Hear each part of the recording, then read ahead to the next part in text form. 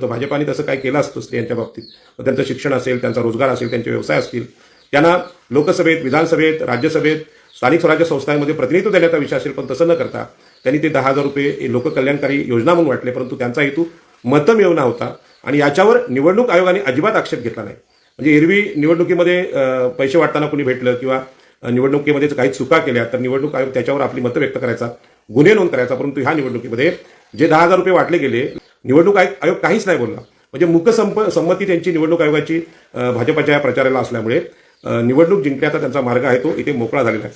आणि ह्या गोष्टीवर आपल्या लोकांनी चिंतन करण्याची गरज आहे. निवडणूक आयोगाचे प्रमुख आहेत, त्यांनी काही चुकीचे निर्णय घेतले तर त्यांना शिक्षा होऊ नये अशा प्रकारचा एकतर्फी निर्णय किंवा निवडणूक आयोगामध्ये निर्णय प्रक्रियेमध्ये विरोधी पक्षाचं स्थान बाजूला करण्याची जी प्रक्रिया झाली आणि एक नवीन कायदा केला गेला, त्यामुळे निवडणूक आयोगाच्या विरोधात आता कोणी बोलू शकत नाही अशी स्थिती आपल्याकडे आली आहे. आणि म्हणून निवडणूक आयोगाचा पाठिंबा ज्या भाजपा सरकारला आहे ते भाजपा सरकार विजयी होते. इथे म्हणजे निष्पक्ष निवडणूक जी आहे किंवा एकतर्फी जो पाठिंबा भाजपाला मिळतो त्यामध्ये न्याय होण्याची अपेक्षा फार कमी आहे. आणि म्हणून याच्यावर निवडणुकीच्या अगोदर आपल्याला ईव्हीएम मशीन असेल किंवा निवडणूक याद्यामधला घोळा असेल याच्यावर प्रचंड आकांड तांडव राहुल गांधी यांनी केलं, परंतु तो आवाज दाबून टाकण्याचा प्रकार ह्या निवडणुकीत घडलेला आहे. त्याच्यामुळे हा जो निर्णय आहे हा संशयास्पद आहे. आता देवेंद्र फडणवीस यांनी सांगितलं की जो जिता वही सिकंदर, परंतु लोकशाहीमध्ये हे चालत नाही. कुठल्याही मार्गाने तुम्ही निवडणुका जिंकायच्या आणि सत्ता हाती घ्यायची हे आपल्या लोकशाहीला मान्य नाही. सर्वांना नमस्कार, जय भीम. एक अत्यंत महत्त्वाच्या विषयावर आपण चर्चा करतो आणि तो विषय आपल्याला कल्पना आहे की बिहार निवडणुकीच्या संदर्भात अनेक मित्रांचं म्हणणं होतं की ह्याच्यावर आपण भाष्य करावं. तर आज बिहार निवडणुकीवर आपण बोलणार आहोत. आपल्याला कल्पना आहे की बिहार निवडणूक ही एकतर्फी झालेली आहे. म्हणजे भाजपचा त्यामध्ये प्रचंड मोठा विजय झालेला आहे. आणि आता या विषयावर सगळीकडे चर्चा सुरू आहे की ही निवडणूक भाजपा कशी जिंकली. खरं म्हणजे देशात भाजपा विरोधी वातावरण आहे, कोरोना आहे, नोटबंदी आहे, त्यानंतरचं जे वातावरण आहे भाजपच्या विरोधी आहे. तरीसुद्धा ही निवडणूक त्यांनी कशी जिंकली हा मोठा प्रश्न लोकांसमोर पडलेला आहे. आणि म्हणून तटस्थपणे आपण या विषयाची चर्चा करणार आहोत. भारतीय जनता पार्टी आणि नितीश कुमार एका बाजूला आणि दुसऱ्या बाजूला राहुल गांधी आणि तेजस्वी यादव अशी लढाई होती. आणि या लढाईत राहुल गांधी आणि तेजस्वी यांचा म्हणजे काँग्रेसचा आणि तेजस्वी यादव यांचा पराभव झालेला आहे. आणि म्हणून हा निकाल असा का लागला असा प्रश्न सगळ्यांनाच पडलेला आहे. आणि या प्रश्नावर चर्चा देशामध्ये होते, चॅनलवर चर्चा होते. आणि म्हणूनच या निवडणुकीमध्ये कोण जिंकलं कोण हारलं यापेक्षा या निवडणुकीमध्ये लोकांना अपेक्षित असलेला जो न्याय होता, ठीक आहे, निवडणुकीमध्ये हार जीत असते, परंतु देशाची जी वाटचाल ज्या पद्धतीने सुरू आहे की विरोधी पक्षांचा असा काही पराभव होतोय की तो विरोधी पक्ष शिल्लकच राहत नाही. म्हणजे विजय एवढा मोठा आहे की विरोधी पक्षाचं अस्तित्व संपवणार आहे. आणि म्हणून ही निवडणूक जी आहे ती लोकशाहीला धोक्याच्या दिशेने घेऊन चाललेली आहे असं माझं निरीक्षण आहे. आणि म्हणून या निवडणुकीमध्ये लोकशाही जिंकली असं म्हणता येत नाही, तर या निवडणुकीमध्ये हुकुमशाही जिंकली असंच म्हणावं लागेल. कारण हुकुमशाहीमध्ये लोकशाही संपवण्याची लक्षणं आपल्याला दिसत असतात. आणि म्हणून या विजयाचा उल्लेख लोकसत्तामध्ये राम माधव नावाचे एक संघाचे नेते आहेत त्यांनी असा केला की जातवादाचा पराभव झाला. आता हा जो त्यांचं जे स्टेटमेंट आहे तो स्टेटमेंट इतकं भयानक आहे की जातवाद म्हणजे जातीचा विषय काढणं हे पाप आहे का असा प्रश्न पडतो. किंवा जातवाद हा देशासाठी धोका आहे अशा प्रकारची मांडणी या लोकांची आहे. काय आहे हो जातवाद. आपल्याला कल्पना आहे की या देशामध्ये जो मनुवाद आहे तो मनुवाद हा सगळ्यात मोठा जातवाद आहे. त्यामध्ये ब्राह्मण, क्षत्रिय, वैश्य या जातींचं वर्चस्व देशामध्ये राहावं यासाठी मनुस्मृती लिहिली गेली. आणि देशातल्या 85% लोकांचं शोषण धार्मिक परंपरेने, अंधश्रद्धेने आणि शोषणाचा जो मार्ग आहे त्या पद्धतीने कायम चालू राहिलं होतं. आणि या शोषणावर जो प्रहार केला तो भारतातल्या सगळ्या प्रबोधनवाद्यांनी, सुधारणावाद्यांनी आणि शोषणाविरुद्ध लढणाऱ्या सगळ्या छोट्या मोठ्या जातींनी. आणि या जातीने आपल्या अस्तित्वाचा विषय मांडला की आम्हाला सुद्धा देशामध्ये प्रतिनिधित्व मिळालं पाहिजे. मग ते राजकीय सत्तेत असेल, धार्मिक क्षेत्रात असेल, जमिनींच्या क्षेत्रात असेल किंवा सामाजिक क्षेत्रात असेल, आर्थिक क्षेत्रात असेल, आमचा अधिकार आम्हाला मिळाला पाहिजे असं शोषित जातींना वाटत होतं. आणि इथे जे स्टेटमेंट आलंय संघाच्या लोकांचं, राम माधवांचं, की हा जातवादाचा पराभव आहे. म्हणजे जातवाद हा वाईट विषय आहे की चांगला विषय आहे हा पण आपण समजून घेतला पाहिजे. उच्चवर्णीयांची सत्ता नेहमीच असणं हा तर जातवादच आहे. सर्वच क्षेत्रात धार्मिक, राजकीय, आर्थिक क्षेत्रात उच्चवर्णींचा प्रभाव असणं ही जी मनुस्मृतीची रचना आहे हा जातवाद नाही का? आणि या जातवादाविरुद्ध हजारो वर्ष चिरडलेल्या लोकांनी कधीतरी आपला आवाज उठवणं, कधीतरी राजकीय सत्ता आम्हाला हवी असं मागणं किंवा निवडणुका लढणं हा काय चुकीचा विचार आहे का? की सामाजिक न्यायाचा विषय आहे? आणि म्हणूनच ही जी निवडणूक आहे त्या निवडणुकीमध्ये जिंकलेल्या जे त्या लोकांच्या मनात ह्या ओबीसी, SC, ST आणि स्त्रिया या शूद्रातिशूद्रांचा पराभव करण्याचा विषय घेऊन ते निघाले. आणि या सगळ्या लढाईमध्ये लोकशाहीमध्ये अत्यंत महत्त्वाचा असलेला विरोधी पक्ष संपवण्याचं जे राजकारण सुरू आहे ते देशाला हुकुमशाहीकडे नेणार आहे. आणि म्हणूनच हा नुसता जातवादाचा पराभव नाही, तर ज्या जातवाद ज्याला हे शब्द वापरतात मनोवादी लोक किंवा राष्ट्रीय स्वयंसेवक संघाचे लोक, ती समता आहे की या देशामध्ये 85% लोकांना समतेच्या सामाजिक न्यायानं कधीतरी न्याय मिळावा आणि तो राजकीय क्षेत्रात सुद्धा असावा. जर हजारो वर्ष ब्राह्मण, क्षत्रिय, वैश्य यांची मनोवादी सत्ता देशावर होती, तर स्वातंत्र्यानंतर जी लोकशाही आणि संविधान आम्ही आणलं त्या संविधानानुसार आमची पण कधीतरी सत्ता यावी असं आमचं प्रामाणिक म्हणणं आहे. आणि ही काय आमची चूक नाही, तर ही समता आहे. आणि आता समतेचा पराभव होऊन डॉक्टर बाबासाहेब आंबेडकरांनी सांगितलं होतं तशी प्रतिक्रांती सुरू झालेली आहे आणि यामध्ये विषमतेचा विजय झालेला आहे. आणि याच्यावर भारतीय जनता पार्टी किंवा त्यांच्या समर्थकांनी प्रतिवाद करावा की तुमची सरकार आल्यानंतर खरोखर या देशामध्ये मागासवर्गीयांच्या प्रति न्याय होईल का? आता मी आपल्यासमोर बोलत असताना ह्या निवडणुकीच्या काळातच 1-2 घटना घडल्यात. त्यामध्ये एक घटना अशी आहे की मुंबईमध्ये झोपडपट्ट्यांमध्ये राहणारा समाज आहे हा ओबीसी, SC, ST आणि अल्पसंख्याक आहे. याच्यावर एसआरए विकास प्रकल्प लादला गेला. तो या लोकांच्या जमीन हक्कावर अन्याय करणार होता. आणि आम्ही सांगत होतो की जिथे गरिबांच्या मागासवर्गीयांच्या वस्त्या आहेत तिथेच त्यांना त्यांची हक्काची घरं भेटली पाहिजे, त्यांना स्वयंविकासाचा अधिकार मिळाला पाहिजे. परंतु आता सरकारने हा निकाल येताच एक निर्णय दिला की अशा प्रकारच्या झोपडपट्ट्या 50 एकरपेक्षा जास्त जागेवर असतील तर त्या विकसित करण्यासाठी बिल्डरला किंवा एसआरएला त्यांच्या परवानगीची गरज नाही, म्हणजे त्यांच्यावर जबरदस्ती करण्याचा अधिकार सरकारला मिळाला. हे काय आहे? ही हुकुमशाही आहे. आणि ही हुकुमशाही कोणावर आहे? गरिबांवर आहे.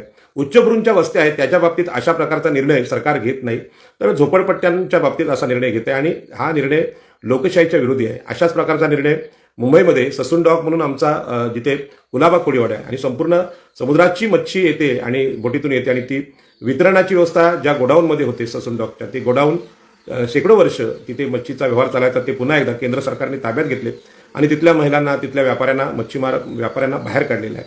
हे जे सगळे निर्णय आहेत ते निर्णयाचा अर्थ आहे की आता मुंबईमध्ये मासेमारी किंवा मासे विक्री करता येणार नाही आणि हे मुंबई हे विशिष्ट जातींच्या लोकांच्या हातात म्हणजे उच्चभ्रू ब्राह्मण, क्षत्रिय, वैश्य यांची वस्ती म्हणून पुढे येईल. हे जे 2 प्रत्यक्षातले निर्णय आहेत ते प्रत्यक्षातले निर्णय सांगतात की या देशातल्या ओबीसी, SC, ST यांची घरं असतील, त्यांचे व्यवसाय असतील, ते आता त्यांनी करायचे नाही, देशातली प्रमुख शहरं आमच्या ताब्यात असतील, अशा प्रकारचा प्रत्यक्ष परिणाम आहे. अनेकांना असं वाटू शकतं की बाबा नेहमीच तुम्ही भारतीय जनता पार्टीच्या विरुद्ध बोलता. आम्ही जे बोलतोय ते आमच्या अधिकारांसाठी बोलतोय. शेवटी देश हा सगळ्यांचा आहे, तो भारतीय जनता पार्टीचा पण आहे, काँग्रेसचा पण आहे, सगळ्या काँग्रेस, राष्ट्रवादी सगळ्या पक्षांचा आहे, पण यापेक्षा तो भारतीय नागरिकांचा आहे. जर भारतीय नागरिकांचे अधिकार नाहीसे होत असतील तर ती लोकशाही काय कामाची?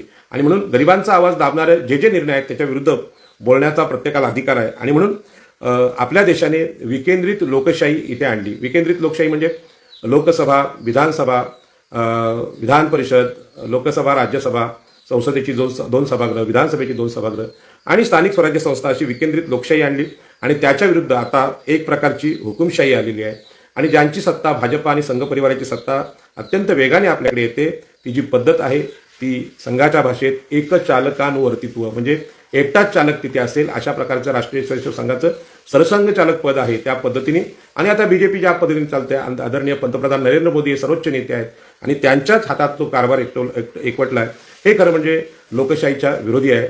आणि म्हणून केंद्रामध्ये भाजपची सत्ता आली, राज्यामध्ये भाजपची सत्ता आली, त्यानंतर त्यांनी सांगितलं डबल इंजिन आता सत्ता आहे आणि आता ट्रिपल इंजिन म्हणजे स्थानिक स्वराज्य संस्था सुद्धा त्यांनाच जिंकण्याचे आहेत. परंतु हे सगळं होतंय त्याला लोकांचा खरोखर पाठिंबा आहे का? कारण भारताच्या सगळ्या नागरिकांची इच्छा आहे का भाजपा हे चांगलं सरकार आहे आणि दुसरे लोक नेतृत्व करण्यास लायक नाहीत असं आहे का? तसं नाही. लोकभावना ही वर्तमान सरकारच्या विरोधात आहे आणि तरीसुद्धा हे सरकार जिंकून येते. याच्या पाठीमागच्या कारणांवर आपण चर्चा केली पाहिजे. आणि म्हणून राष्ट्रीय स्वयंसेवक संघाचा विचार हा एकचालकानुवर्तित्वाचा आहे, हुकुमशाहीचा आहे.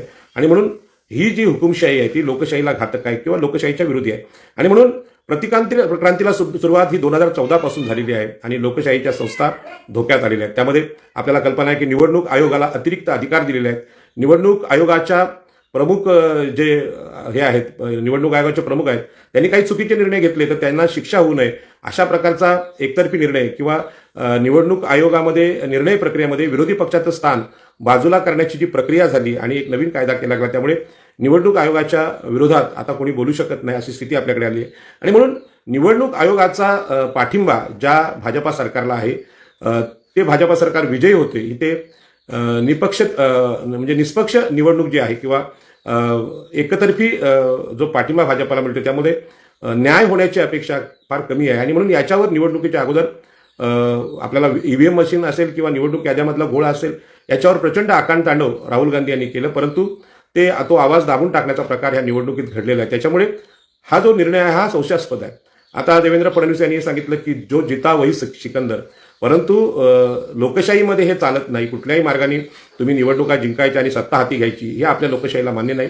लोकशाहीचे काही संकेत आहेत आणि ते पायदळी तोडवणं म्हणजेच हुकुमशाही आणि देशाची वाटचाल आता त्या दिशेने चालू आहे. म्हणून आपल्याला कल्पना आहे की धार्मिक ध्रुवीकरण करण्याचा प्रकार सुरू आहे. हिंदू विरुद्ध ब्राह्मण, हिंदू विरुद्ध मुस्लिम किंवा अल्पसंख्याक यांच्या विरुद्ध हे रान पेटवणं किंवा हिंदू राष्ट्रवाद आहे म्हणजे मनुस्मृतीचा राष्ट्रवाद आहे आणि भेदाभेद एकामेका जातींमध्ये भांडणं लावणं हे जे सगळे प्रकार चालू आहेत, मूलतत्ववाद आहे, हे अशा पद्धतीने या ज्या सगळ्या निवडणुका चालू आहेत त्या अत्यंत देशाला धोकादायक आहेत.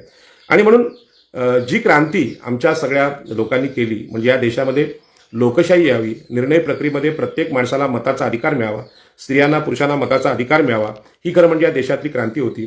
ब्राह्मण क्षत्रिय वैश्य यांना सर्वोच्च अधिकार मनुस्मृतीने इथल्या धर्मव्यवस्थेने दिले होते परंतु हे अधिकार इतर सगळ्या लोकांना अस्पृश्य समजलेल्या आदिवासी असतील, एससी असतील आणि ओबीसी असतील, शूद्र ओबीसी असतील यांना सुद्धा मतांचा अधिकार, राजकीय अधिकार मिळावा अशा प्रकारची क्रांती भारतीय संविधानाने केली होती. त्या क्रांतीच्या विरुद्ध आता प्रतिक्रांती सुरू झाली आणि मग निवडणूक मतदार यादीतून विशिष्ट लोकांची नावं वगळणं म्हणजे आपल्या जे विरोधी मताचे लोक आहेत त्यांची नावं वगळणं किंवा दुसऱ्या लोकांची नावं घुसवणं अशा प्रकारचे प्रकार झाले. आणि निवडणुकीमध्ये मतमोजणीमध्ये घोळ दिसून आला. मी 2 वेळा लोकसभा लढलोय. माझ्या दोन्ही निवडणुकीमध्ये माझ्या लक्षात आलं की एकूण मतदारांची संख्या टॅलीच होत नाही परंतु जिंकलेला उमेदवार तो घोषित केला जातो आणि ज्या पद्धतीने भाजपाचे उमेदवार जिंकले त्यांची टक्केवारी जी मतांची आहे ती हरलेल्या लोकांपेक्षा कमी आहे परंतु उमेदवार विजयी होण्याचं प्रमाण आहे ते जास्त भाजपचं आहे. याचं कारणच असं आहे की जिथे कमी मतदान आहे तिथे काहीतरी कृत्रिम बदल झाल्याचा लोकांच्या लक्षात आलेला आहे.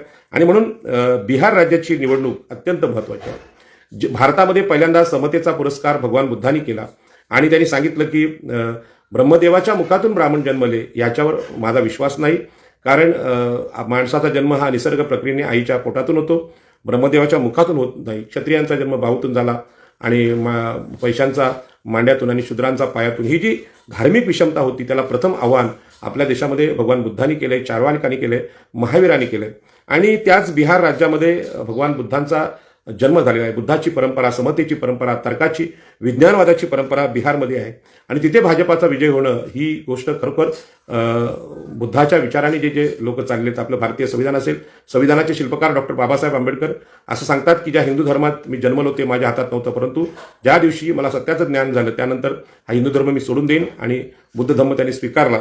त्याच्यामुळे आपल्या लोकशाहीची जी मुळं आहेत ते भगवान बुद्धांच्या विचारात आहेत आणि म्हणून बुद्धांचा जन्म जिथे झाला त्या बिहार राज्यामध्ये हा जो विरोधी पक्षाचा दारुण पराभव झाला यामध्ये तो लक्षात घ्यावाच लागतो. परंतु जे लोक विजयी झालेत ते कोणत्या विचाराचे आहेत, बुद्धांच्या विचाराचे आहेत की बुद्धाच्या विरोधी आहेत हे सुद्धा आम्ही समजून घेतलं पाहिजे. आणि म्हणून आपल्या देशात पहिली क्रांती भगवान बुद्धांनी केली आणि त्यापासून प्रतिक्रांतीला सुरुवात झाली. कधी प्रतिक्रांती विजयी होते तर कधी क्रांती विजयी ठरते. आणि म्हणून आपलं जे संविधान आहे ते संविधान हे समता, बंधुता, न्याय, करुणा या भगवान बुद्धांच्या तत्वांनी चाललेलं संविधान आहे. आणि म्हणून ही जी घटना ही निवडणूक साधी नाही, ही निवडणूक अत्यंत महत्त्वाची आहे. कारण आपल्याला कल्पना आहे की या देशाला एक विचार आहे म्हणजे लोकशाही बाहेरून आम्ही आयात केलेली नाही तर डॉक्टर बाबासाहेब आंबेडकरांनी इथल्या मातीतून, इथल्या भूमीतून ती लोकशाही स्वीकारलेली आहे. आणि म्हणून बुद्धांचा जन्म, भगवान बुद्धाचा जन्म बौद्ध गया इथे झाला आणि बुद्धांचा जो विचार आहे तो तिथून जन्मलेला आहे. आणि बुद्ध गया बळकावण्याचा प्रयत्न आपल्या देशात चालू आहे. सगळ्यांना माहिती आहे की भगवान बुद्धांचं जन्मस्थळ आहे त्याच्यावर सुद्धा या ब्राह्मणवाद्यांनी आपला अधिकार ठेवलेला आहे. आणि भगवान बुद्ध कर्मकांड मानत नाहीत आणि पिंडदान विधी मानत नाहीत म्हणजे अशा प्रकारच्या चमत्कारांवर त्यांचा विश्वास नाही. अत्यंत विज्ञानवादी आधुनिक जगाचे जे तात्विक शिल्पकार आहेत ते भगवान बुद्ध आहेत. आणि त्यांच्या ज्या बिहार राज्यामध्ये ज्यांचा जन्म झाला तिथे भाजपाचा विजय झाला आहे. आणि भाजपाने कितीही म्हटलं तरी ते तुम्हाला माहीत आहे की देशाचं शोषण करण्याचा जो ब्राह्मणी विचार आहे त्याचे समर्थक आहेत. आणि म्हणून बुद्धाच्या जन्मगावी ही प्रतिक्रांती झालेली आहे आणि प्रतिक्रांती पूर्ण भारतात करण्याचा त्यांचा प्रयत्न आहे, परंतु दक्षिण भारताने ही क्रांती रोखलेली आहे. आणि म्हणूनच महाराष्ट्रामध्ये याची चर्चा करणं आपलं सगळ्यांचं कर्तव्य ठरतं. कारण डॉक्टर बाबासाहेब आंबेडकरांनी 1956ला भगवान बुद्धाच्या धम्माची दीक्षा घेतल्यानंतर त्यांनी सांगितलं होतं की भारतीय संविधानाला अनुकूल असलेला जो आधुनिक विचार आहे, भगवान बुद्धांचा विचार आहे, तो अत्यंत महत्त्वाचा. विषमतावादी धर्म जर इथे असेल आणि संविधान असेल तर ते संविधानाला अशा प्रकारचा विषमतावादी धर्म किंवा हिंदू जो विचार आहे, वैदिक विचार आहे, तो अडचणीचा ठरू शकतो. आणि म्हणून आपल्याला कल्पना आहे की लोकांना पुन्हा एकदा मानसिक गुलामीत ढकलण्याचा प्रयत्न आताच्या या निवडणुकीमध्ये सुरू आहे. आपल्या भारतीय संविधानाने लोककल्याणकारी राज्याची किंवा लोककल्याणकारी प्रशासनाची मांडणी केली असली तरी त्या लोककल्याणाला वेगळं वळण देण्याचा प्रयत्न आपल्या देशात या निवडणुकीमध्ये झालेला आहे. आणि म्हणून आपल्याला कल्पना आहे की लाडकी बहीण योजना इथे आणली गेली. कोट्यावधी महिलांना 10,000 रुपये निवडणुकीच्या अगोदर वाटले गेले आणि हे जे पैसे वाटलेले आहेत ते पैसे वाटण्याचा उद्देश लोककल्याण हा नाही, तर स्त्रियांची जी मतं आहेत ती मतं आपल्या बाजूने खेचण्याचा प्रयत्न भाजपाचा होता आणि त्यामध्ये ते यशस्वी झाले. आपल्याला कल्पना आहे की चॅनलवर बोलत असताना मी नेहमीच सांगत असतो की आपल्या देशामध्ये स्त्रियांचं शोषण सगळ्यात मोठं झालं आणि स्त्रियांचं शोषण झाल्यामुळे त्यांना शिक्षणाचा अधिकार असेल किंवा बाकीचे निर्णयाचे अधिकार असतील ते देण्यामध्ये आमच्या देशानं नेहमीच चुका केलेल्या आहेत. आणि म्हणून बाबासाहेब आंबेडकरांच्या ही गोष्ट लक्षात आली. बाबासाहेब आंबेडकरांनी महात्मा ज्योतिबा फुल्यांना आपलं गुरु म्हटलं आणि महात्मा ज्योतिबा फुल्यांनी अत्यंत अभ्यास करून हे संशोधन केलं की या देशामध्ये स्त्रिया, शूद्र आणि अतिशूद्र म्हणजे स्त्रिया, ओबीसी, एससी आणि एसटी यांचं शोषण झालेलं आहे. त्यांचे अधिकार नाकारलेले आहेत आणि त्यांना अधिकार देण्याची प्रक्रिया भारतीय संविधानाच्या माध्यमातून, आरक्षणाच्या माध्यमातून, शिक्षणाच्या माध्यमातून संविधानोत्तर काळात झालेली आहे. आता ह्या स्त्रियांकडे जे दुर्लक्ष करण्याचा प्रकार आहे, अर्थात मनुवाद्यांनी सगळ्यात मोठं शोषण स्त्रियांचं केलं आणि स्त्रियांना अधिकार देण्याचं काम डॉक्टर बाबासाहेब आंबेडकरांनी म्हणजे फार लवकर आपल्या देशात स्त्रियांना मतांचा अधिकार बाबासाहेब आंबेडकरांनी दिलेला आहे. जगाच्या दृष्टीने ही अत्यंत क्रांतिकारी गोष्ट आहे. खरं म्हणजे असं स्त्रियांनी कुठलंही आंदोलन त्यासाठी केलं होतं, परंतु बाबासाहेब आंबेडकरांचं जी विचारसरणी आहे ती स्त्रियांना अधिकार देण्याची आहे. आणि म्हणून मी पण नेहमीच त्यावर बोलत असतो की स्त्रियांना अधिकार म्हणजे मातृसत्तेचा जो विचार आहे जो कोकणातला, तो नेहमीच सांगत असतो. त्यासाठी सांगत असतो की आम्ही सगळ्या चळवळीतल्या लोकांनी स्त्रियांच्या अधिकारांकडे लक्ष दिलं पाहिजे. परंतु ज्या मनुस्मृतीने स्त्रियांना नाकारलं, त्यांना अधिकार नाकारलं, हा 50% लोकसंख्येचा अस्वस्थ जो समूह आहे म्हणजे देशाची अर्धी लोकसंख्या स्त्रियांची आहे. मग त्यांच्याकडे कुणाचंही लक्ष नव्हतं, आपलंही नव्हतं ज्या पद्धतीने असायला पाहिजे. म्हणजे आंबेडकरी चळवळीतले राजकीय पक्ष असतील किंवा अन्य डावी पक्ष असतील किंवा विरोधी पक्ष असतील म्हणजे काँग्रेससारखा विरोधी पक्ष असेल, यांनी सुद्धा स्त्रियांच्या अधिकारांकडे दुर्लक्ष केलेलं आहे आणि देशावर पुरुषसत्ताक पद्धतीचं वर्चस्व आहे. आणि अशावेळी भारतीय जनता पार्टीचे लोक अत्यंत हुशार आहेत, चाणाक्ष आहेत. त्यांनी हे हेरलं आणि आपण नेहमी प्रचार करताना पुरुषांना समोर ठेवून प्रचार करतो निवडणुकीचा किंवा पुरुष मतदारांना समोर ठेवून विचार करतो, परंतु त्यांनी हेरलं की जे उपेक्षित आहेत, वंचित आहेत, त्यांना आपण जवळ केलं पाहिजे.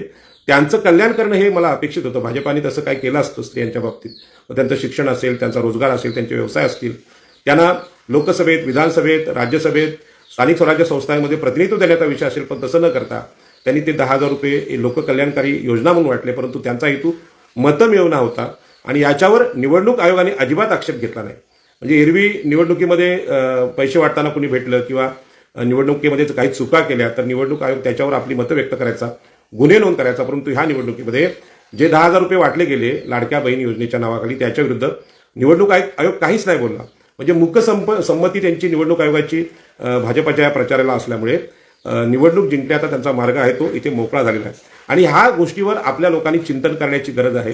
जे काय राजकारण आम्ही करतोय त्यामध्ये स्त्रियांना अधिकार देण्याची आंदोलनं आम्ही चालवली पाहिजेत असं माझं मत आहे. आणि हा शिकण्याचा विषय आहे. म्हणजे शत्रूंनी ज्या पद्धतीने म्हणजे भाजपाने, संविधान विरोधी लोकांनी, मनुस्मृतीने खरं म्हणजे स्त्रियांना अधिकार नाकारले होते, ते अधिकार देण्याचा प्रयत्न केला असता तर त्यांचं कौतुकच केलं असतं. पण ज्या पद्धतीने त्यांनी हे सगळं षडयंत्र केलेलं आहे, बिचाऱ्या स्त्रियांना माहीत नाही की लाडकी बहीण योजना ही ज्या लोकांनी आणली त्याच लोकांनी हजारो वर्ष इथल्या महिलांवर अन्याय अत्याचाराचं समर्थन मनुस्मृती या माध्यमातून केलं.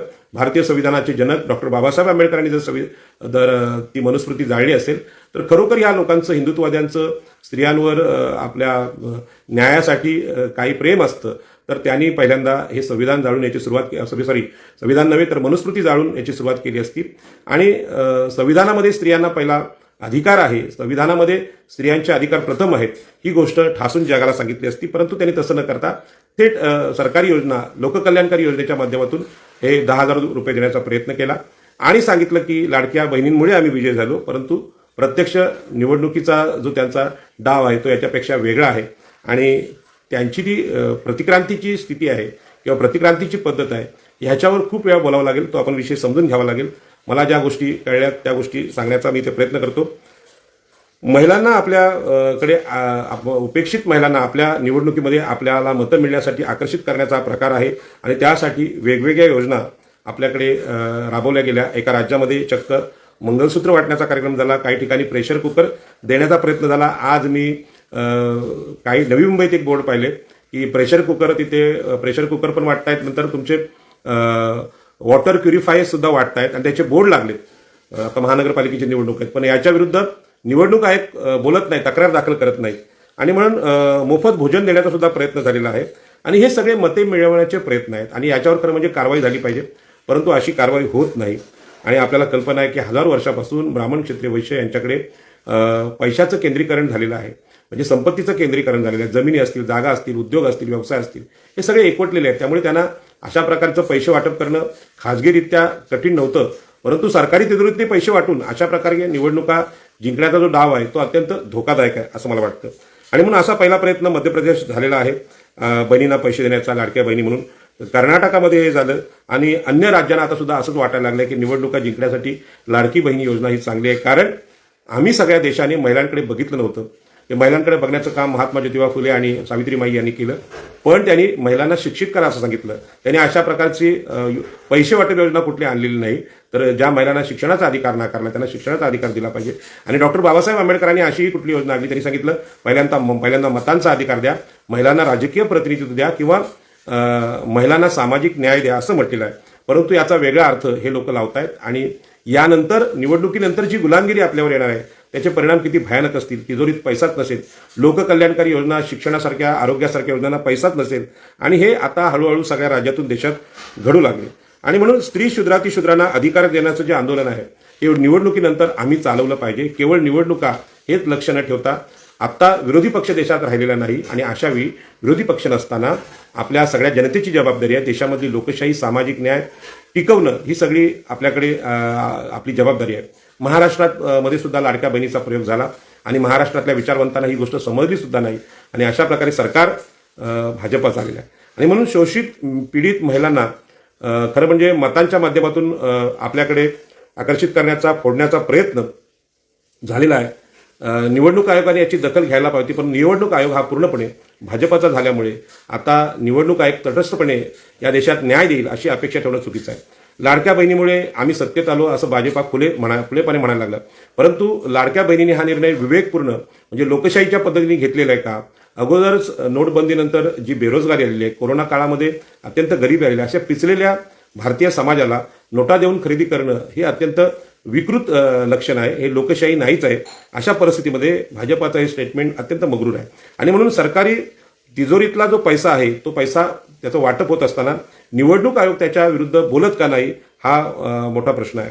आणि म्हणून 20 किलो धान्य देऊन गरिबांना मोफत धान्य वाटप चालू आहे, ती सुद्धा नव्या गुलामीची चावल आहे. खरं म्हणजे लोकांना धान्य देऊन त्यांचे प्रश्न सुटणार नाही, त्यांच्या हाताला काम भेटलं पाहिजे, त्यांच्या हाताला रोजगार भेटला पाहिजे. सरकारी नोकर भरती होत नाहीये. आरक्षणासारखा विषय हा गमतीचा, टिंगलटवाळीचा आणि कोर्टामध्ये इकडे तिकडे खेळवण्याचा विषय सुरू झाला आहे.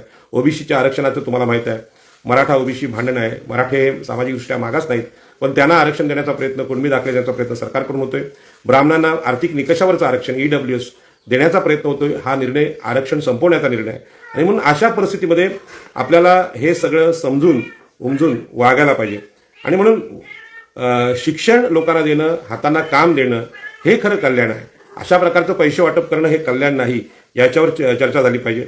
बिहारमध्ये 10,000 रुपये 1.5 कोटी महिलांना दरमहा देणार असं सरकार, मोदी सरकार म्हणते. आता हे लोकशाहीच्या विरोधी आहे. परंतु निवडणूक आयोग याला लाच म्हणत नाही, निवडणूक आयोग याच्यावर गुन्हे दाखल करत नाहीत. याचा अर्थ निवडणूक आयोग असेल, प्रशासन असेल, हे आपल्या हातात ठेवून लोकशाहीची अशा प्रकारची विटंबना आपल्या देशात चालू आहे.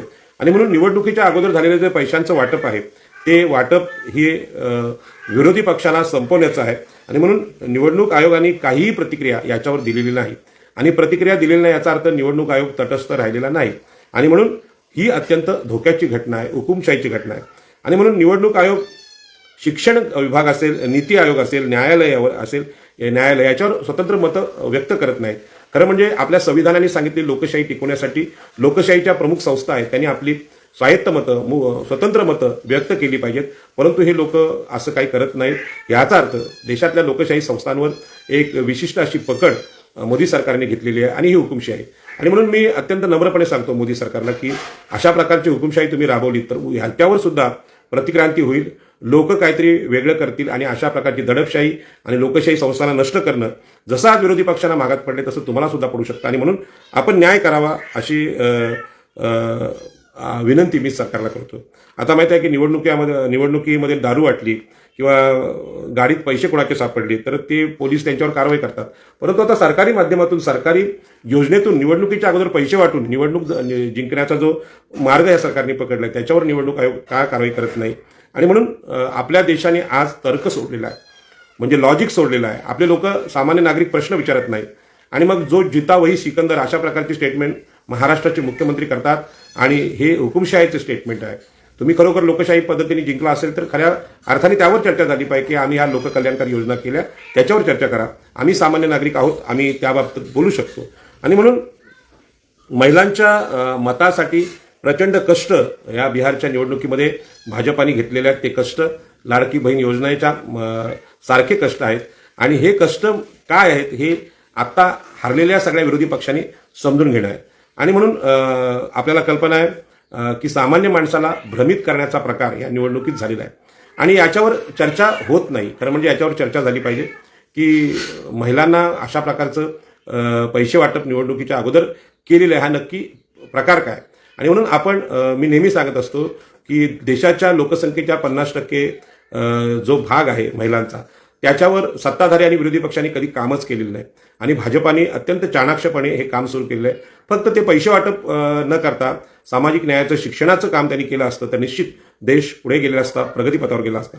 आणि म्हणून लोकशाही जिवंत ठेवण्यासाठी लोकांचं प्रबोधन हे अत्यंत गरजेचं आहे. कारण म्हणजे या विषयावर बोलायचं की नाही असा प्रश्न माझ्या मनात आला होता. परंतु आपण बोललं पाहिजे, चर्चा केली पाहिजे. एक खूप विद्वान किंवा ज्ञानी म्हणून नाही, ते सामान्य माणसाची मतं म्हणून आपण मांडली पाहिजेत आणि याची चिकित्सा झाली पाहिजे. आपण सुद्धा याच्यावर बोललं पाहिजे अशी विनंती या निमित्ताने मी करतो. राजकारणाच्या पलीकडे जाऊन आपण याचा विचार केला पाहिजे. भाजपाचे जे कोणी नेते आहेत त्यांना पण माझं सांगणं आहे की महात्मा ज्योतिबा फुले आणि सावित्रीबाई फुलेंनी जी शिक्षणाची सुरुवात आमच्या देशात केली त्याच्या अगोदर महिलांना शिक्षण नाकारलं होतं, हे वास्तव आहे. मग महात्मा ज्योतिबा फुले आणि सावित्रीबाईंचा मार्ग जो शिक्षणाचा आहे त्या बाबतीत आत्ता भाजपा सरकार मुलींच्या शिक्षणासाठी काय करायला तयार आहे. प्रत्येक गावात मुलींची शाळा, मुलींचं हॉस्टेल, मुलींची कॉलेज असायला पाहिजे. पण या बाबतीत आपलं काय म्हणणं आहे. आपण अशा प्रकारचं जसं अयोध्येचं राम मंदिर बांधलं अशा प्रकारचं एखादं केंद्रीय विद्यापीठ महिलांसाठी आपण सुरू केले का, त्यांच्या निवासाची सोय केली का. तसं न करता हे 10,000 रुपये देऊन गरीब असलेल्या, दुबळ्या असलेल्या समाजाला अधिक गुलाम करण्याचा जो आपला प्रयत्न आहे तो लोकांना हळूहळू समजणार आहे आणि याच्यावर लोक बोलणार आहेत. आणि म्हणून राजकारणाच्या पलीकडे जाऊन आपण याच्यावर बोललं पाहिजे. ग्रामीण भागातली शेती असेल, पाणी असेल, आर्थिक विषय असेल, शिक्षण असेल, इथे महिलांना अधिकार देण्याच्या गोष्टी आम्ही करतो का. तर त्यांना लाचार करण्याचा प्रयत्न निवडणुकीच्या माध्यमातून होत असेल तर तो आपण हाणून पाडला पाहिजे, त्याच्यावर बोललं पाहिजे. सत्ताधाऱ्यांनी एक चूक केली म्हणून त्या चुकीला आम्ही समर्थन न देता आम्ही काय केलं पाहिजे, नक्की महिलांचे अधिकार म्हणजे काय किंवा मतदारांचे अधिकार म्हणजे काय, नागरिकांना काय दिलं पाहिजे याच्यावर चर्चा झाली पाहिजे. आणि म्हणून जगात संपूर्ण अशा प्रकारची हुकुमशाही येते. जगातले सगळे हुकुमशाही अशा प्रकारच्या निवडणुका सतत जिंकतायत आणि निवडणूक जिंकण्याचा फंडा आपल्याकडे तयार होते. आपल्याला कल्पना आहे की शालेय शिक्षणामध्ये परीक्षा पास कशी व्हावी यासाठी गाईड आली, क्लासेस आले, त्यातून विद्यार्थी मोठ्या संख्येने पास व्हायला लागले. परंतु व्यावहारिक शहाणपण जे विद्यार्थ्यांना असलं पाहिजे ते कुठेच दिसत नाही. आणि मग जे विद्यार्थी अपयशी ठरतात ते बऱ्याच कमी वयात, कोवळ्या वयात आत्महत्या सुद्धा करतात. म्हणूनच त्यांचा मानसिक विकास करणारं शिक्षण आपल्याकडे असलं पाहिजे. सुरुवातीला ही निवडणूक बिहारमध्ये भाजपाने जिंकली आणि म्हणून मी भगवान बुद्धांचा उल्लेख यासाठी केला. पण भगवान बुद्धांनी माणसाच्या मनाचा विचार तिथे केलेला आहे आणि मन हे सावध असलं पाहिजे. मन हे प्रत्येक क्षणाचं साक्षीदार असलं पाहिजे. समाधी म्हणजे काय आणि मनाचं निरीक्षण म्हणजे काय याच्यावर भगवान बुद्धांनी भर दिलेला आहे. आणि चुकूनही आमच्यावर गुलामगिरी येऊ नये अशा प्रकारचं सावध वर्तन माणसाने केलं पाहिजे. आणि याच पद्धतीनं आम्ही हे सावधपणा किंवा आम्ही जे मनाचं साक्षीदार होणं, गुलामी कशी येते याचं निरीक्षण करणं सोडलेलं आहे. आणि म्हणून खऱ्या अर्थाने मोदी सरकारने ज्या ज्या युक्त्या या निवडणुकीत वापरलेल्या आहेत त्यांची मांडणी करणं अत्यंत तज्ज्ञ लोकांना अवघड आहे. कारण का निवडणुकीचे अगोदरच्या सगळ्या जे वोटिंगचे पोल होते आणि आता जी चर्चा आहे ती खरं म्हणजे हे सगळं समजून घेत नाही, समजायला अवघड आहे. अशा प्रकारची राजनीती मोदी सरकारने केलेली आहे. संपूर्ण जगात मोदी साहेबांसारखे हुकुमशाह आज सत्तेत आहेत. 5 वर्षानंतर निवडणुका होतात, परंतु तेच लोक पुन्हा येतात. आणि जो सपाटा नरेंद्र मोदींनी विजयाचा लावलेला आहे तो विरोधी पक्ष संपवणार आहे. आज रशिया असेल, युरोप असेल आणि भारतामध्ये तेच लोक निवडून येत आहेत. विरोधी पक्ष संपवण्याचा प्रयत्न लोकशाहीच्या माध्यमातून होतोय. आणि आपल्याला कल्पना आहे की हिटलर जो हुकुमशाह म्हणून निवडून आला तो लोकशाहीच्या मार्गाने चाललेला आहे. अजूनही वेळ गेलेली नाही. आपण या गोष्टी समजून घेतल्या पाहिजेत. निवडणूक याद्यातला घोळ असेल किंवा मतमोजणीतल्या चुका असतील, ईव्हीएम असतील, याच्यावर निवडणूक आयोगाला प्रश्न विचारले तर ते नीट उत्तरं देत नाहीत. भाजपाचे लोक देतात. याचं कारण आपल्या देशामध्ये निवडणूक आयुक्तांना अतिरिक्त अधिकार दिलेले आहेत. आणि हा जो निवडणूक आयोग आहे तो पूर्णपणे भाजपाच्या आहारी गेल्यामुळे आता विरोधी पक्षांना पुन्हा निवडणुका जिंकणं अवघड आहे. पण याचा अर्थ असा नाही की आपण निवडणूक लढणं सोडून दिलं पाहिजे. लोक कधीतरी रस्त्यावर येतील आणि सांगतील जे चुकीचे निर्णय आहेत ते चुकीचे आहेत. आजही आपला भारत जर तर्क करणारा असेल, सामान्य नागरिक तर्क करणारा असेल, प्रश्न विचारणारा असेल तो ह्या सत्ताधाऱ्यांना प्रश्न विचारेल. आणि प्रश्न विचारल्यानंतर त्याचं उत्तर येतं की ही निवडणूक एकतर्फी झालेली आहे, इथे न्याय झालेला नाही. कारण हा निकाल माणसाच्या मनाला न पटणार आहे. आणि म्हणून लोकशाहीमध्ये विरोधकांना फार महत्त्व असतं हे डॉक्टर बाबासाहेब आंबेडकरांनी सांगितलेलं आहे. विरोधी पक्ष हा अत्यंत महत्त्वाचा असतं. आणि लोकशाहीमध्ये विरोधी पक्ष हा जनतेचा आवाज मांडणारा पक्ष असतो. आज विरोधी पक्ष संपवून देशामध्ये गुलामी लादण्याचा प्रयत्न लोकशाहीत होतोय. आणि अशावेळी लोकांनी आता विरोधी पक्षाची भूमिका घेणं ही काळाची गरज आहे. आणि ही भूमिका आपण मांडायला सुरुवात केलेली आहे. आणि म्हणून हा जो प्रचार चालू आहे की 10,000 रुपये द्या आणि आम्हालाच मते द्या, हा भ्रष्टाचार नाही का? म्हणजे भ्रष्टाचार विरोधी आंदोलन अगोदर झालं होतं अण्णा हजारेंचं आपल्याला माहिती आहे. आणि भ्रष्टाचार विरोधी आम्ही आहोत. तर मोदी सरकारने हे पण सांगावं की आम्ही 10,000 रुपये देतो, आम्हालाच मते द्या, अशा प्रकारचं वक्तव्य हा भ्रष्टाचार नाही का? आणि असेल तर त्याच्यावर आपण काय करणार? आणि म्हणून लोकांना आकर्षित करणारे जे विषय आहेत ह्या निवडणुकीतले असे विषय विरोधी पक्षाकडे नव्हते. आणि म्हणून जो विकासाचा मुद्दा मोदी सरकार मांडते आणि अशा प्रकारचे मुद्दे घेऊन विरोधी पक्षांनी सुद्धा निवडणुकीमध्ये तयारी केली पाहिजे. राहुल गांधी असतील, तेजस्वी यादव असतील, यांच्याकडे प्रचंड मोठी गर्दी आपल्याला दिसत होती, पण ती मतात रूपांतर होत नव्हती. तर याची कारणं म्हणजे जे बारकावे आहेत निवडणुकीतले की निवडणुकी यादीचा सखोल अभ्यास करणं, त्यांची नावं कमी करणं किंवा घुसवण्याचे जे प्रयत्न झालेले ते काही प्रमाणात समोर आले. परंतु एवढ्या बारकाईने जर मोदी सरकार निवडणूक जिंकण्याचा प्रयत्न करत असेल तर विरोधी पक्षांनी किती सावध असली पाहिजे हे आपण लक्षात घेतलं पाहिजे. या देशाला बेहोशीत टाकण्याचं, गुलामीत टाकण्याचं काम मनुवाद्यांनी केलेलं आहे. आणि हाच प्रयोग मीडियाच्या माध्यमातून किंवा प्रचार प्रसार यंत्रणेच्या माध्यमातून आपल्याकडे सातत्याने होते. आणि म्हणून भगवान बुद्ध हा कोणताही ईश्वर नाही, तर लोकांना सतत सावध तर्क करणारा, लॉजिक वापरणारा, देव, स्वर्ग, आत्मा, नरक हे चमत्कार नाकारणारा महापुरुष ज्या बिहारमध्ये जन्माला आला त्या बिहारमध्येच ही नवी हुकुमशाही येते. याचा सुद्धा विचार आपण विज्ञानवादी पद्धतीने केला पाहिजे.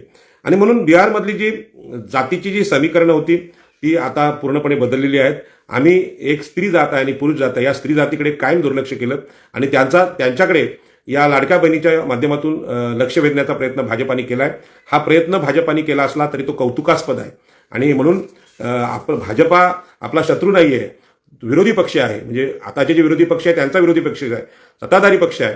त्यांनी केलेल्या ह्या सगळ्या निवडणूक विजयातून शहाणपण शिकण्याचा प्रयत्न आम्ही सुद्धा केला पाहिजे. आणि म्हणूनच मी नेहमीच मातृसत्ताक, एकवीरा आई, महाप्रजापती या सगळ्या भगवान बुद्धाची आई आणि मावशी यांचा उल्लेख करून स्त्रियांना अधिकार देण्याची चर्चा नेहमी करत आलो. आणि त्याचा जो प्रयोग आहे तो भाजपाने इथे केलेला आहे. आपल्याला कल्पना आहे की आपल्याला माहीत आहे की जातींचं जे राजकारण आहे ते जातींचं राजकारण हे समतेच्या दृष्टीने अत्यंत महत्त्वाचं आहे. परंतु जातीच्या राजकारणाला तुच्छतादर्शक लेखणारं जे भाजपाचं सरकार आहे येत्या काळात त्यांना समजावून सांगायला लागेल की डॉक्टर बाबासाहेब आंबेडकरांनी आपल्या देशामध्ये म्हणजे जाती म्हणजे पिचलेल्या जाती आहेत, दबलेल्या जाती आहेत, त्यांना पुढे आणण्यासाठी जो प्रयत्न केलेला आहे तो प्रयत्न सातत्याने देशात चालवावा लागेल. आम्ही सुद्धा आगरी कोळी लोक डॉक्टर बाबासाहेब आंबेडकरांच्या कुळ कायद्याने पुढे आलो आणि पुढचा जो मार्ग आहे शिक्षण आरक्षणाचा आणि प्रबोधनाचा तो असेल तर ह्या भाजपाच्या गोष्टी आपल्याला समजून येतील. आणि म्हणून डॉक्टर बाबासाहेब आंबेडकरांनी अस्पृश्य समजलेल्या आजच्या बौद्ध बांधवांना ज्या पद्धतीने पुढे आणलं, तर्क करायला शिकवलं, विज्ञानवादी शिकवलं, ती केलेली प्रगती आहे ही हिंदुत्ववाद्याने झालेली नाही, भाजपाच्या विचाराने झालेली नाही, तर ती भगवान बुद्धांच्या विचाराने झालेली आहे. आणि म्हणून भगवान बुद्धांचा विचार या निवडणुकीमध्ये आपल्याला शहाणपण शिकू शकतो, प्रज्ञा शिकू शकतो. आणि म्हणून सगळ्यात जास्त जागा ज्या भाजपाला भेटलेल्या आहेत त्यामध्ये हा खरं म्हणजे सत्याचा विजय आहे असं मला वाटत नाही. सत्याचा विजय असेल तर भाजपाच्या लोकांनी याच्यावर बोलावं, आम्हाला समजावं, आमचं काही चुकत असेल तर समजावं. देशातला विरोधी पक्ष बिहार निवडणुकीमध्ये संपलेला आहे आणि असंच जर चालू राहिलं की देशामध्ये विरोधी पक्षच राहणार नाही, निवडणुकी लढायला कोणी तयार होणार नाही, अशा प्रकारची मांडणी जर भाजपाची असेल तर अर्थात देशामध्ये हुकुमशाही येणार, हे सांगायला कुठल्या ज्योतिषाची गरज नाही. आणि म्हणून लोकशाहीमध्ये विरोधी पक्ष अत्यंत महत्त्वाचा आहे, तो विरोधी पक्ष टिकला पाहिजे. हरलेल्या विरोधी पक्षाला माझी विनंती आहे की आपण निवडणूक हरलात म्हणजे सगळं संपलेलं नाही, तर आपली लढाईची आता सुरुवात होते. म्हणून जो विरोधी पक्ष आहे ते विरोधी पक्ष हे देशाचे उद्याचे सगळ्यात महत्त्वाचे नेते आहेत. त्यांना माझी विनंती आहे की बिहारमधून भगवान बुद्धांनी जन्म घेतला आणि या बुद्धांनी जो विचार या देशाला दिला त्याचा अभ्यास व्हावा. त्या अभ्यासानुसार लोकांनी नेहमी सावध राहिलं पाहिजे, जागरूक राहिलं पाहिजे आणि सत्याच्या दिशेने वाटचाल करण्यासाठी संघर्ष केला पाहिजे, लढलं पाहिजे, हा विषय मी सांगतो. आणि म्हणून बिहारमधली निवडणूक ही देशाच्या दृष्टीने अत्यंत महत्त्वाची निवडणूक होती. त्यामध्ये आपण म्हणजे विरोधी पक्ष म्हणून मागासवर्गीय SC ST शूद्रांच्या बाजूचे जे नेतृत्व आहे ते हरलेलं आहे आणि त्यांनी आता चिंतन करून येणाऱ्या पुढच्या ज्या निवडणुका आहेत म्हणजे महानगरपालिका, स्थानिक स्वराज्य संस्थांच्या या निवडणुकीतलं मागासवर्गीयांचं जे आरक्षण आहे, राजकीय आरक्षण आहे, ते टिकवण्यासाठी आणि त्यामध्ये निवडणुका जिंकण्यासाठी आटोकाट प्रयत्न करावेत अशा शुभेच्छा व्यक्त करतो आणि माझं बोलणं संपवतो.